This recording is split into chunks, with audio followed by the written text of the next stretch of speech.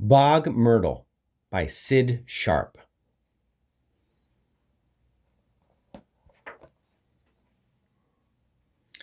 Blooming begonia branch, lithesome larval lepidopteran, mysterious magenta mycelium, fledgling fern fiddleheads, majestic Mesozoic mollusk, empty great egret egg, poisonous pokeweed peduncle, scraggly squirrel skull.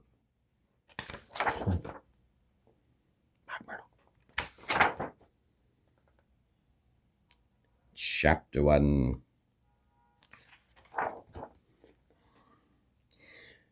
Two sisters lived alone in a hideous, drafty old house on the edge of town. One was named Beatrice. Hello. And the other was named Magnolia. Ugh. They were so poor that they ate rats for breakfast and cockroaches for lunch. It's nice with a little salt.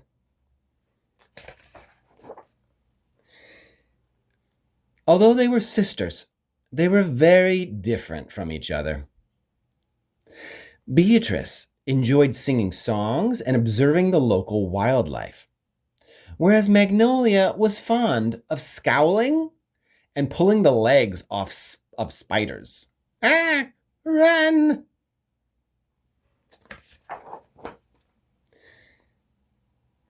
They didn't have any money, but they had many impressive talents between the two of them. For example, Beatrice was very resourceful and good at making crafts. And Magnolia was excellent at telling Beatrice what to do. Higher!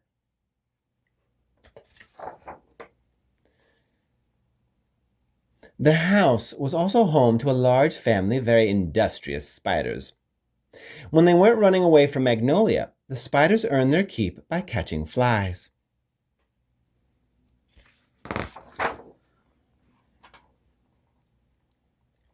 One morning, Beatrice was busy inventing a new song about interspecies domestic cooperation. The spider's pretty web can stay. I'll never sweep it all away. They help us out by catching flies. Those spiders sure are lovely guys. When Magnolia arrived in the kitchen, scowling more morosely than she usually did.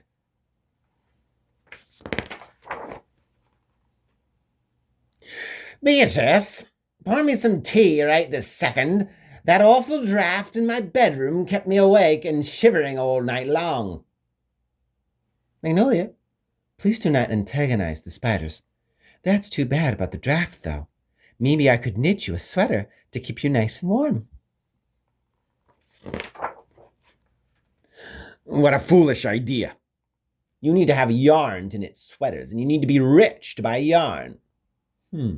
That certainly is an obstacle. I know. Maybe if I find some treasures in the forest, I can use them to buy yarn. Whoosh. Ideas. Don't be ridiculous. Everyone knows if you take anything from the forest, the old woman who lives in the bog will turn you into a fly and eat you. Now go away and don't bother me for the rest of the day.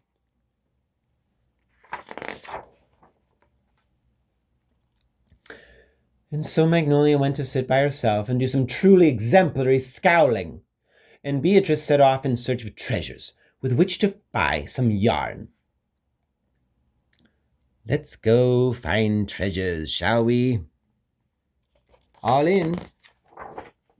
Chapter 2. This way to town, this way to danger. Really scary forest. Keep out. May contain wolves. Before long, Beatrice was deep in the forest. What a lovely day. Alone except for whatever was lurking in the shadows.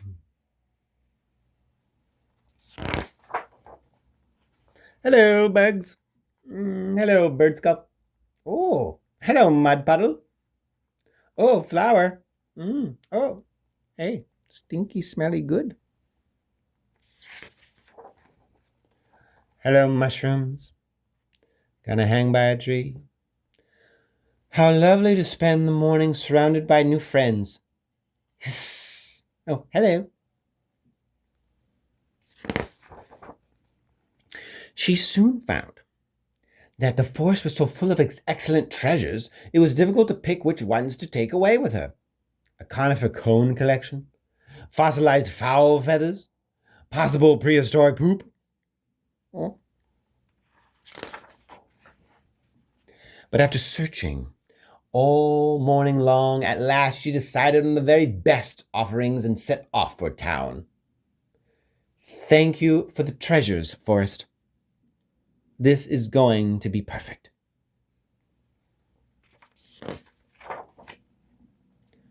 Oh, through town. Beatrice loved walking through town, as it provided her with the opportunity to visit with her many friends. Hello, Basil. Good afternoon, Rosemary. I hope your knee is feeling better today. See you next time. Who on earth was that? No idea.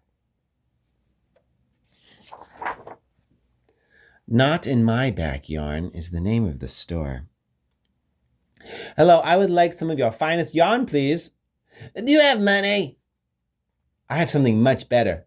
I have searched the forest and all morning long, and I have found you the smoothest stone from the swamp. That's not money. You drive a hard bargain, sir. Luckily, I also have retrieved a twig from the top of the tallest tree. Definitely not money. The shell from the shiniest cicada? Leave my shop. Returning yarnlessly to the forest, Beatrice couldn't help but feel a little defeated. Here are your treasures back, Forest, since it turns out I won't be needing them after all.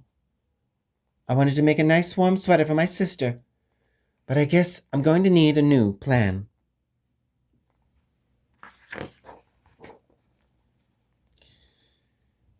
But at least I made a new friend at the yarn shop.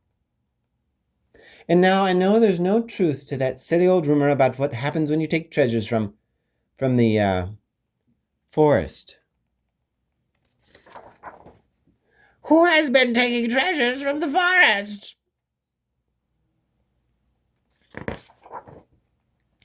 Chapter 3. Realizing that she might have made a minor miscalculation by disregarding Magnolia's warning, Beatrice was nevertheless determined to make the best of the situation. Hello, my name is Beatrice. You have a lovely bog. Hello, Beatrice. Do you have any last words before I turn you into a fly and eat you? Well, I would prefer it if you didn't. I do apologize, however, for taking treasures from the forest. I didn't realize they belonged to you. The forest doesn't belong to anyone. We all share the forest. Every creature and fungus and flower and shrub. It shelters us and it feeds us and it gives us what we need and to take care of each other. And in turn, we need to leave it better than we found it, instead of taking pieces of it away for no good reason. Are you okay? I'm sorry for raising my voice. I've been trying to work on my tempo. It's just that I really love this forest, and I get upset about everyone who passes through here stomping on all the vegetation and snatching up everything they can carry. I see how that could be really frustrating. I love the forest too, and if it makes you feel any better, I only snatched 3 things. Really? What 3 things? Let's see. First, I found the smoothest stone from the swamp. The brownish gray one with the green spots on one side? Yes. Oh, that's such a great stone. I know, right? And then there was a twig from the tallest tree. I love climbing that tree. Me too. And also a shell from the shiniest cicada. Oh, yes, I was there when he molted. Nice guy. You still shouldn't have taken any of those things for yourself, though. Oh, I didn't take them for myself. I did it to warm up my sister. She gets cold at night in our drafty old house. and I thought I could come to the forest to get the treasures to buy the yarn to knit the sweater to keep her nice and warm. It didn't work, though, so I put everything back where I found it. Well, I suppose that is actually a pretty good reason. And it's very considerate of you to put everything back where you found it. Perhaps I won't turn you to a fly and eat you after all. I appreciate that. What's your name? They call me Bog Myrtle. And if you're still planning to knit a sweater, I'd like to give you some of my magic silk. It's very warm. Wow, it's beautiful. Thanks, Bog Myrtle. I'll take really good care of it. Make sure you do. And do come back to visit sometime, if you're so inclined. I don't have much company that I don't eat. So Beatrice said goodbye to her new friend and promising to return soon. She set off for home. Chapter 4. The house spiders helped to spin Bog Myrtle's silk into yarn, and Beatrice drew up plans for a splendid sweater. What are you doing? I'm making you a present. Well, be quick about it. I'm very busy. Beatrice put all of her kindness and care into her new project, and as she finished her final stitch, she knew she had made something special with Bog Myrtle's magic silk. Wow, look at that. It's beautiful. The sweater was softer than flower petals and warmer than a cup of tea, and it glowed like sunshine coming through the clouds. You could tug and tug at the sweater, and it wouldn't rip. And you could spill anything on the sweater, and it wouldn't stain. Magnolia, look! How did you do this? With silk from Bog Myrtle. She pulled it out of her butt. Ugh, gross. She's my new friend. I thought she was going to eat me, but it turns out she's just really into sustainability. And look, it's magic. Wow. You're going to be cozy. I'm going to be rich. Huh? Beatrice, make me 5 more of these sweaters immediately. Actually, 10 more to start with. You're going to wear 10 sweaters at once? Oh, wait, you're going to wear 10 sweaters at once? Don't be absurd. I'm going to sell them in town. Magic sweaters for sale. People are going to pay a fortune for these things. Oh boy, chapter 5.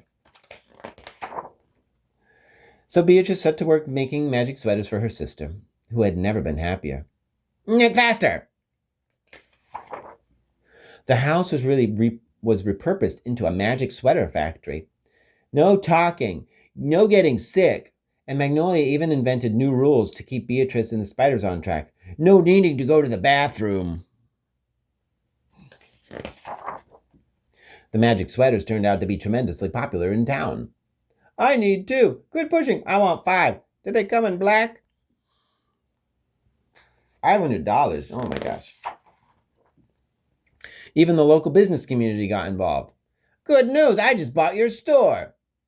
Your yarn store. It's now my magic sweater shop. Also, you're evicted. Leave right now. Oh.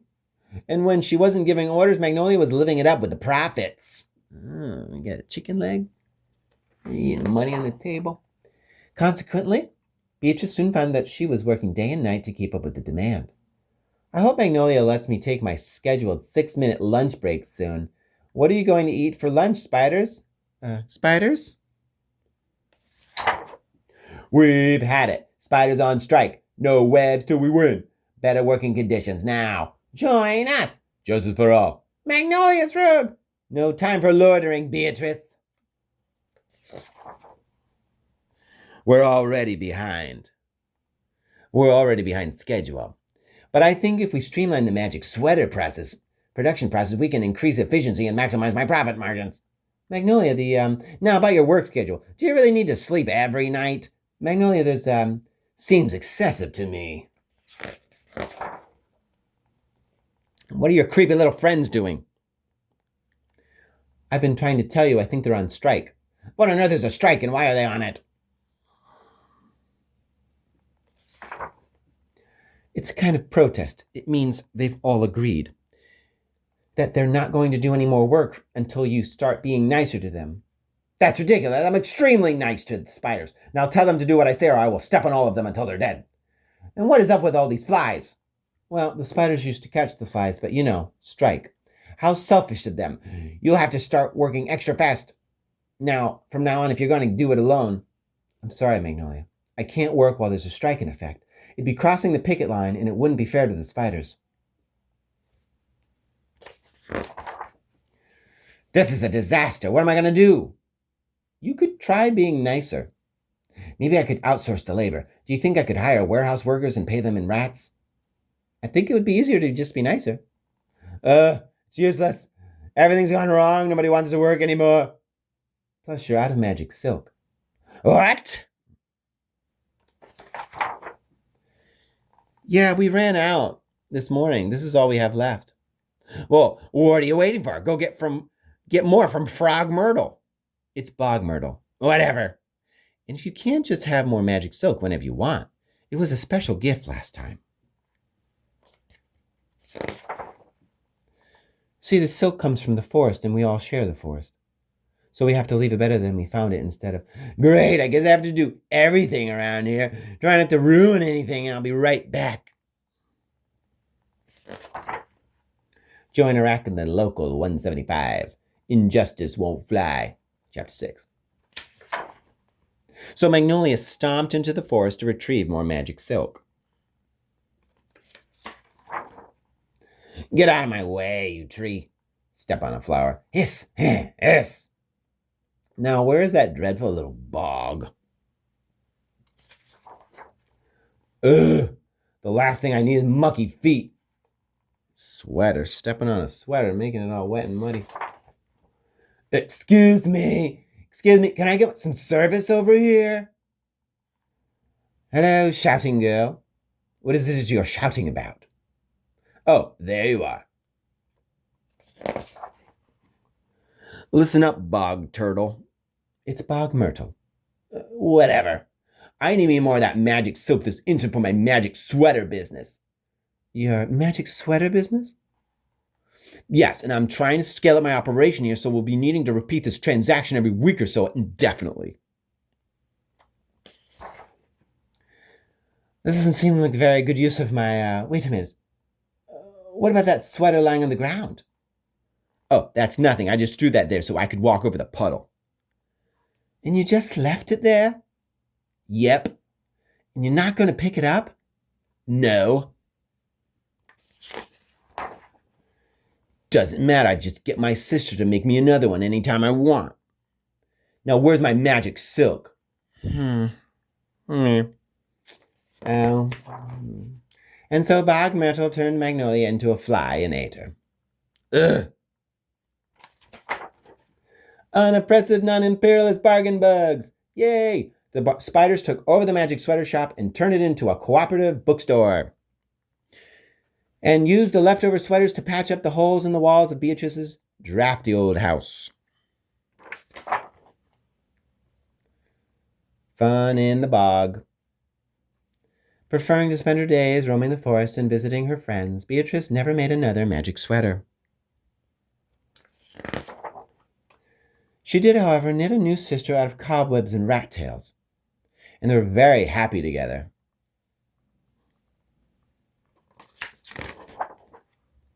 Solidarity for spiders. The union makes webs strong. The end. Whatever.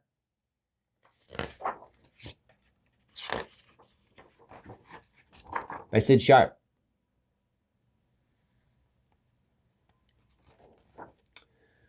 Misleading moth mimicry. Lichenous linden log. Scarlet staghorn sumac. Curious crustacean carapace.